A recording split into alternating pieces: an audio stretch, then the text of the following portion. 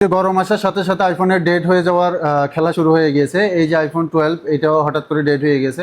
তো কিভাবে ইউজ করলে আসলে আইফোনগুলো ডেট হবে না এটা জানার জন্য এই ভিডিওটা দেখবেন। আর যারা খুব ব্যস্ত ওনারা স্কিপ করে চলে যেতে পারেন।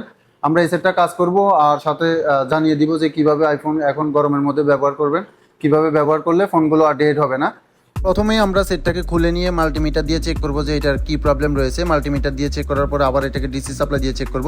তো মাল্টিমিটারে চেক করে দেখতে পাচ্ছি এটা ফুল শর্ট রয়েছে। এখন আমরা আবার এটাকে ডিসি সাপ্লাই দিয়ে চেক করব। ডিসি সাপ্লাইতে চেক করে আপনাদেরকে দেখাবো। তার আগে আমরা এটার মাদারবোর্ডটি খুলে নিচ্ছি। মাদারবোর্ডটি খুলে নেওয়ার পরে এখন আবার আমরা এটাকে ডিসি সাপ্লাই দিয়ে চেক করব। তো যদি কোনো সেট ভালো থাকে তাহলে এখানে অটো রিডিং দেখায় না, এটা যেহেতু অটো রিডিং দেখাচ্ছে এটা হচ্ছে ফুল শর্ট। এই গরমের মধ্যে সেটটাকে সবসময় ঠান্ডা রাখার চেষ্টা করবেন, সারা রাত চার্জে দিয়ে রাখবেন না, এতে সেট ডেড হয়ে যেতে পারে।